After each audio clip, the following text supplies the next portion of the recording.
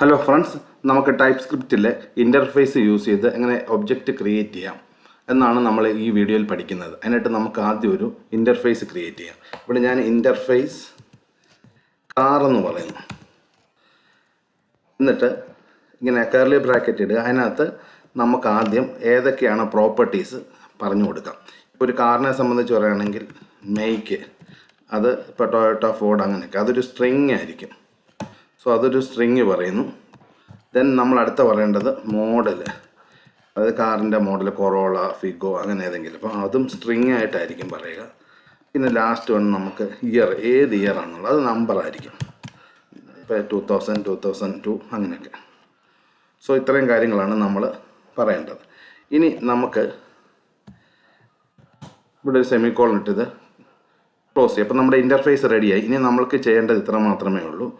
നമുക്ക് ഇത് വെച്ചിട്ട് ഒരു ഒബ്ജക്റ്റ് ക്രിയേറ്റ് ചെയ്യാം. ആ ഒബ്ജക്റ്റ് ക്രിയേറ്റ് ചെയ്യുന്നത് നമ്മൾ ആദ്യം ലെറ്റ് നമ്മളുടെ ഒബ്ജക്റ്റിൻ്റെ പേര് പറയും. ഇപ്പം ഞാൻ മൈ കാർ പറഞ്ഞു, ടൈപ്പ് കോളൻ ഇട്ടിട്ട് ഓഫ് ടൈപ്പ് ഒബ്ജക്റ്റിൻ്റെ പേര് പറയുക കാർ.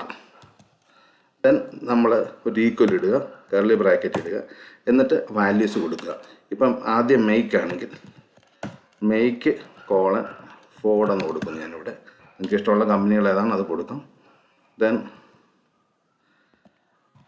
അടുത്തത് മോഡൽ ഞാൻ ഫിഗോ എന്ന് കൊടുക്കുന്നു.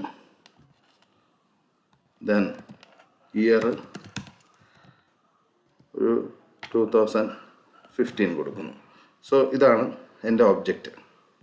ഇനി നമുക്കൊന്ന് പ്രിൻ്റ് ചെയ്ത് നോക്കാം. console.log മൈ കാർ സെമിക്കോളൻ ഇടുക. നമുക്കിതിനെ സേവ് ചെയ്ത് കമ്പൈൽ ചെയ്ത് റൺ ചെയ്ത് നോക്കാം. സോ TS interface.ts കമ്പൈൽ ചെയ്യുന്നു. ഇപ്പം നമുക്ക് ഇതിൻ്റെ ഒരു JS ഫയൽ ജനറേറ്റ് ചെയ്തിട്ടുണ്ട്. അപ്പോൾ അത് റൺ ചെയ്യേണ്ടത് നോഡ് interface.js. സോ നമുക്ക് നമ്മുടെ ഔട്ട്പുട്ട് കിട്ടിയിട്ടുണ്ട്. ഇതാണ് ഇൻ്റർഫേസിനെ പറ്റിയുള്ള ഇൻട്രൊഡക്ഷൻ.